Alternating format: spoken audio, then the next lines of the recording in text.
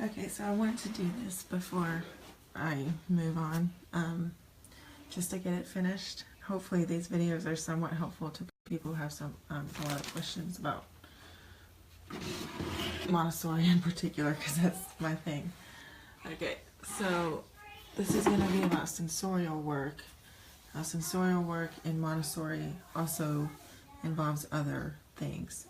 So obviously the sand tray is sensory, and the pink tower is sensory, and the sandpaper, letters, and numbers are sensory. I've already talked about those in other videos, so I'm not going to go over them, but that's just an example of how math and sensory and pre-writing come together. Okay, so over here we have geometric solids. You can look up that item online, and then you can look up different works that can be done with this.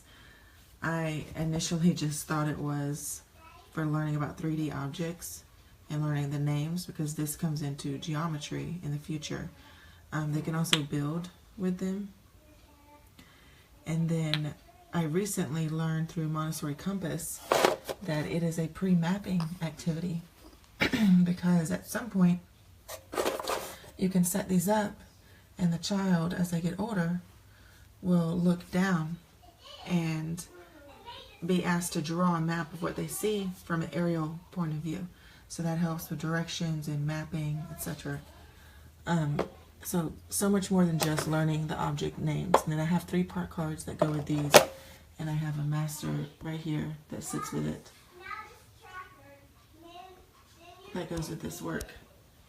Okay, these are called metal insets. I believe, am I zoomed in? I have no idea how to zoom out. Why is this happening? Okay, anyway.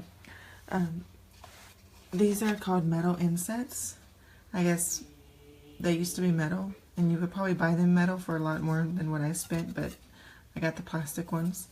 And I think this is a really important material because once the child masters how to do every single one of these from the inside and also from holding this stencil and doing it from the outside, once they can do all 10, they've officially learned how to make every stroke that is required for writing every letter in the alphabet. So this is a pre-writing activity, learning how to write letters without saying, here, trace this letter, or giving them a pencil. So the way that you do it is you have a tray, which if you're in Club Explore, then you know this. And look at all the glitter on my tray from Club Explore. I really should clean this. Okay, so what the child would do is, I really wish I could get this out of Zoom. No idea how to keep this from being zoomed in.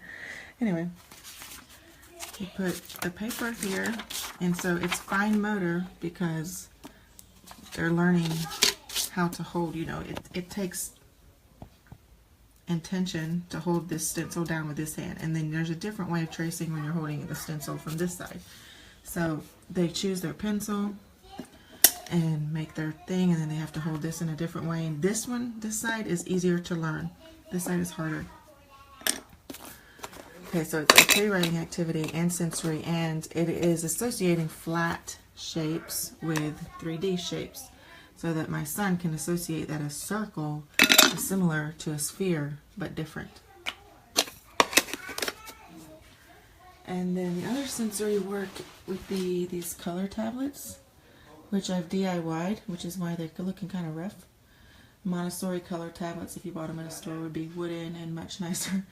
But they're kind of expensive, and it wasn't something that I wanted to spend money on because it's shades of color, and I felt like I could label those in our environment without having to have a formal work.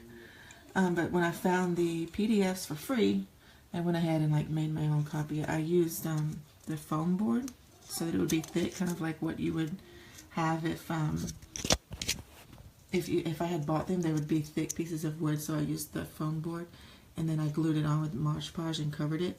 The problem with that is when they sit together like this for too long, they stick together, and I had to pull so many of these things apart, so they got ripped because of that. But anyway, my son has not yet started this work. I'm going to put it out because he's been noticing shades of color recently, So in the child-led fashion, when I notice that he's noticing something, then I try to find a work to develop that interest. And that is all that I have right now for sensorial work.